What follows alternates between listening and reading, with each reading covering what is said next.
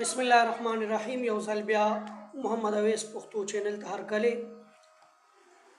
په دې کې موږ د پښتو د ادب په حوالې سره او د پښتو په شعراو باندې څه لږې ډېرې خبرې شروع کړې وې. د حمزه بابا د ژوند باره کې او د هغه د شاعرۍ باره کې څه لږې ډېرې خبرې کړې وې. نن به وموږ چې د حمزه بابا تصوف، دارنګې د حمزه بابا په کلام کې پښتونولي او د هغه د کلام خصوصیات. په تصوف کې حمزه بابا د وحدت الوجود د نظریې قائل او هغه یو کلک مسلمان دی او د سنی مسلک حنفي فقه پیروکار دی. په طریقه کې د چشتیه سلسله مسلک لري او د ښاغلي ډاکټر محمد اقبال نصیب صاحب په قول د حمزه بابا د تصوف فلسفه د مایوسه فلسفه نه ده او نه د هغه تصوف د یونانی یا هندي اثر لاندې راغلی دی. د هغه د تصوف د یو زاهد، د یو مسلمان او د یو باعمله پښتون تصوف دی. د وحدت الوجود د نظریې اظهار په دې ډول باندې کړی دی چې یو ځای کې وایي چې یا خو هیڅ نشته دا واړه وهم او خیال دی، یا خو هیڅ نشته دا واړه وهم او خیال دی، او که وینو بس د یار به وي وجود. او بل ځای کې دغه فلسفه څه داسې بیانوي چې ادراک د وجود او د نور سیوا چې د عدم دی، ادراک د وجود او نور سیوا چې د عدم دی، دا څه چې مونږ ګورو هم هغه د نور څه نه دي. دې نه علاوه یو بل ځای کې وایي د خپلې نظریې اظهار په داسې الفاظو کې وایي چې محسوس په حقیقت کې هم هغه د نور څه نه دي، محسوس په حقیقت کې هم هغه د نور څه نه دي، په پټو سترګو ګوره دا چې ګورې دا لیده دي. نو داسې قسمه هغه د خپلې نظریې اظهار کړی دی. او د ډاکټر محمد اقبال نسیم خټک صاحب په خپل کتاب دردانی کې لیکي چې د سلوک او طریقت په لار کې یو سالک د خپل پیر پر راهنمایۍ کې رو مخ په وړاندې ځي. په دې کې یو مقام د تخیر هم راشي چې هلته سالک وړاندې نشي تللی، اول ته د هغه د نور ریاضت ضرورت وي. د دغې دور نه حمزه بابا تېر شوی دی، ځکه چې حمزه بابا وایي چې ما په رو ښکاره کوي ماته، ما په ورو ښکاره کوي ماته د کائنات په زړه کې راز یم زه. د دې درجې نه پس یو بل مقام راځي چاته چې سالک د خپل وجود احساس نشي کولی، د عاشق او محبوب ترمیان من او تو فرقونه ختم شي. نو حمزه بابا وایي چې من تو شدم تو من شدی، من تن شدم تو جان شدی، من تو شدم تو من شدی، من تن شدم تو جان شدی، تا کس نگوید بعد ازین من دیگرم تو دیگری. تا دین علاوه حمزه بابا تا دیگی مرحله نه چې تیر شي نو بیا وی ما او یار که مخامخ کړي څه حاصل لی، ما او یار که مخامخ کړي څه حاصل لی، آینه به آینې ته مقابل کا. نو دا هغه مقام دی چې کم ځای کې من او تو هغه سلسله چې ده نو هغه ختم شي. او نورو شعرونو کې دا مضمون بیان کړی په دې ډول چې راشي وی راشه که ځان ویني اشنا د حمزه مخ وینا، راشه که ځان ویني اشنا د حمزه مخ وینا،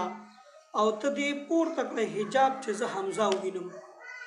او رکشمه زه هلته چې اشنا مې را پیدا شي، او رکشمه زه هلته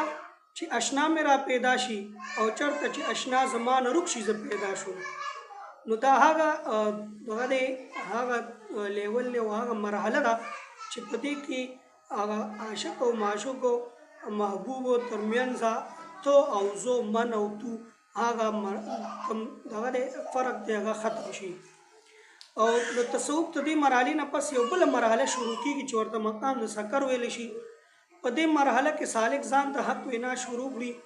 لکه حسین بن منصور حلاج هم چې دې مرحلې ته راورسېدو نو انا الحق چغې واله. حمزه بابا هم په دې مرحله کې وایي چې هغه څوک چې به حق نه وایي ځان ته، هغه څوک چې به حق نه وایي ځان ته، قصوروار په درست جهان کې یو منصور شو. او په بل شعر کې وایي چې وم د اصل سره وصل خو چې بیل شو، وم د اصل سره وصل خو چې بیل شم، اوس په خپله خوله د خپل ځان صنایب. د حمزه بابا په شاعرۍ کې پښتونولي او د پښتون دوست مزاج او هغه هم ډېر زیات دی. هر څومره چې هغه د تصوف او د غزل په رنګینو کې ډوب دی، خو ته دې خبرې نه انکار نشته چې د هغه په غزل کې، د هغه په شاعرۍ کې پښتونولي، د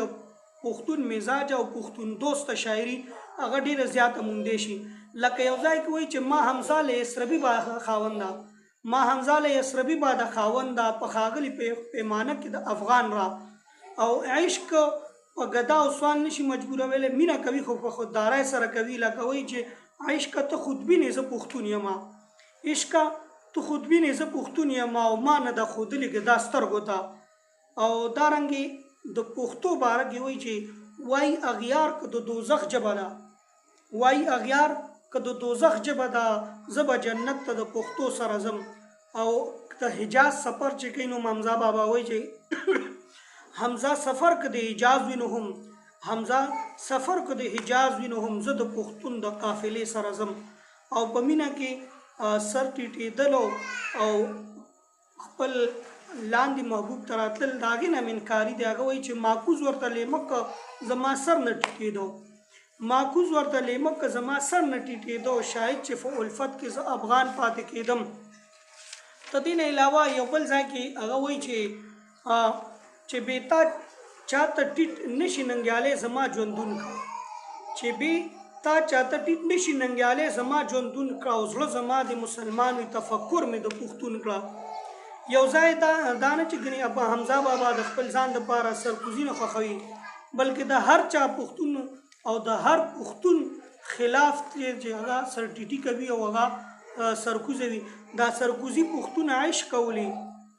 دا سرکوزي پښتونه عیش کولی ستا د ظلمو هغه پګړی څه شوي یو قسم ګیله کوي پښتنو ته او یو بل ځای کې خپل محبوب مخاطب کوي نو هغه وایي حسن کو غرور لري وقار د مینې هم شته